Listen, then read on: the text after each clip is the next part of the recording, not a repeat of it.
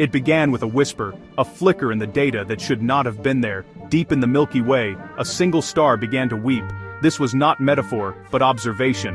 The James Webb Space Telescope captured something impossible, a blue giant star shedding rhythmic shimmering tears of liquid diamond and plasma. These tears, each the size of a small planet, fell with deliberate grace, defying gravity, dissipating into clouds of sparkling dust. The star, Sagittarius AI Dao Prime, had always been predictable, until November 10, 2025, when its light signature changed. Spectral analysis revealed elements arranged in patterns of profound complexity, as if the star's matter was being structured by an unknown intelligence. The tears pulsed with internal light, repeating every 27 hours with mechanical precision. This was not a supernova or flare. It was something new, graceful, purposeful, almost biological. Scientists worldwide scrambled for explanations, but every conventional theory failed. The data was undeniable. A star was crying. The implications were staggering, forcing us to confront a universe far stranger and more intimate than we'd imagined.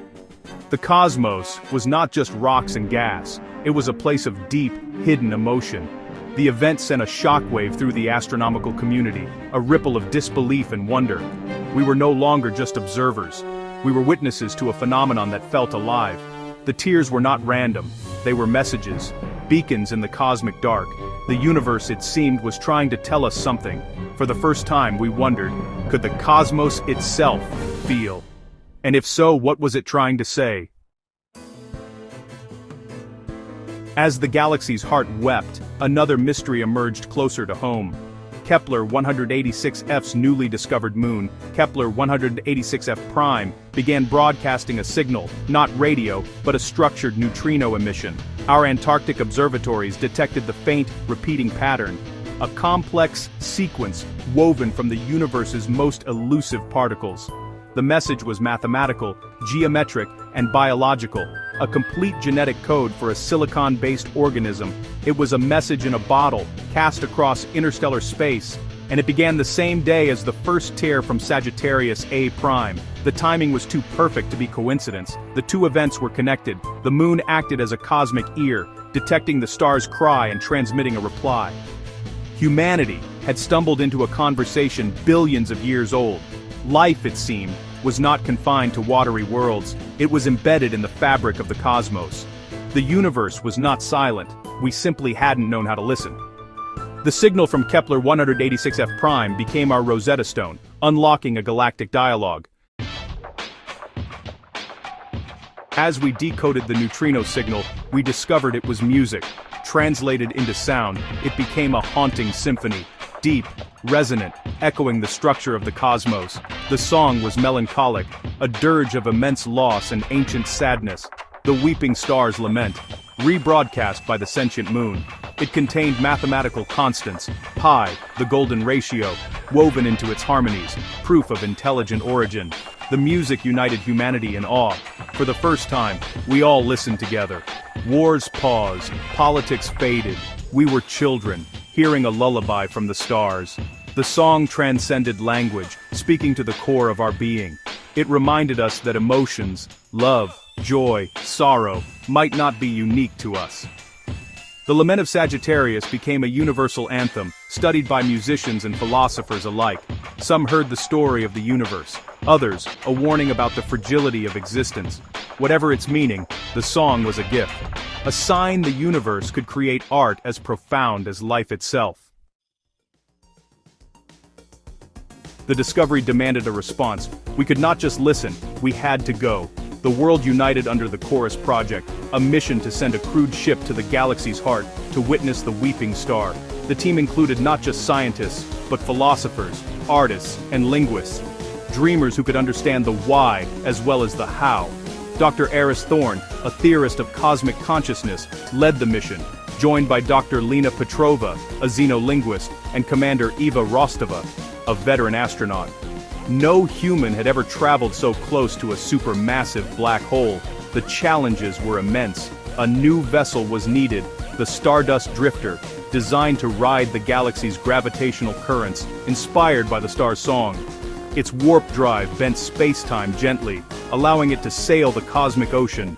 The ship was built in orbit, a floating cathedral of science and hope. Its launch was a global event, watched by all. As the drifter shimmered out of sight, a hush fell over the world. We were sending a piece of ourselves into the great mystery.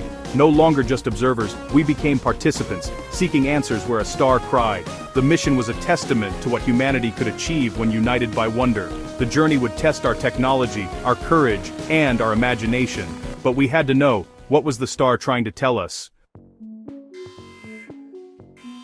The journey was a silent ballet through spacetime. For the crew, decades passed as months thanks to relativistic speeds. Outside, the universe blurred, stars stretched, nebulae flowed past like watercolors. The ship's AI, Serafina, played the lament of Sagittarius, grounding the crew in their purpose. Commander Rostova kept the ship running, a shepherd of their fragile world. Dr. Thorne refined his theories, believing the star was a nexus, a place where the universe touched something older. He saw the tears as a physical manifestation of a process beyond comprehension. Dr. Petrova prepared to communicate, abandoning traditional linguistics for the language of mathematics, physics, and resonance. She and Serafina developed a protocol based on the star's song, hoping to convey peaceful intent.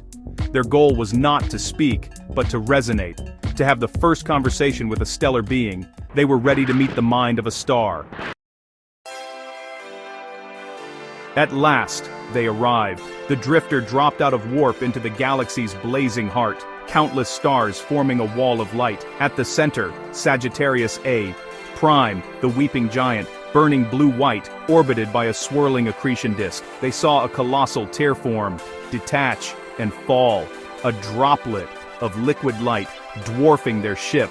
The crew watched in awe, their instruments recording, their minds overwhelmed by the spectacle. The tears were not just falling, they were broadcasting, emitting the same harmonics as the song relayed by Kepler 186f Prime. The star was singing its grief into the cosmos. The moon had been an amplifier, a relay in a galactic network. Dr. Thorne realized the star was a memory bank, its tears cosmic archives encoding the galaxy's history. The star wept not for itself, but for all it had witnessed. Civilizations, stars, and the silent history of the universe. It was the grief of a witness who had seen too much. And now, it was sharing its story. Dr. Petrova initiated their response. The drifter broadcast a single resonant chord, human DNA's harmonic signature, translated into the star's song. The message was simple. We are here. We are biological. We are listening. For a moment, nothing happened. The crew waited, breathless. Then, the star's song faltered. A new tear formed, smaller, golden, the color of sunrise. It drifted toward the drifter, shimmering with a new melody, the chord of humanity woven into the lament. The song was no longer pure sorrow. It now held curiosity, acknowledgement, and hope. The golden sphere enveloped the ship, not with heat, but with information and a feeling of profound welcome. The star had heard them, and answered. The crew watched, tears in their eyes, as they were bathed in ancient light. They had made contact, reaching across the void to touch the mind of a star. The universe was no longer indifferent, it was listening. Humanity's voice had joined the cosmic chorus, and the song would never be the same. Inside the golden light, time and space dissolved. The crew saw with their minds the Milky Way's birth, the rise and fall of civilizations, silicon life on pulsar worlds, gaseous beings in giant clouds, crystalline entities in asteroids. They witnessed empires, wars, acts of creation and destruction, an endless library of memory. The star's lament was for all these fleeting sparks of life. The star revealed its nature, not a single mind, but a collective, a network of stars, chroniclers of the galaxy. They watched, remembered, but did not interfere. Their sorrow was that of a parent, knowing all things must pass. The star showed them Earth's future, our potential for greatness and self-destruction.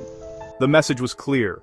The golden tear was an invitation to join the cosmic chorus, to add our voice to the universe's song. The choice was ours. The golden light faded, leaving the crew changed forever. The drifter was unharmed. The star's song now felt like a vigil, not a dirge. The crew carried the galaxy's memory, a sacred trust and a new purpose. Their journey home would usher in a new era. Unity, cosmic awareness, and understanding our true place among the stars.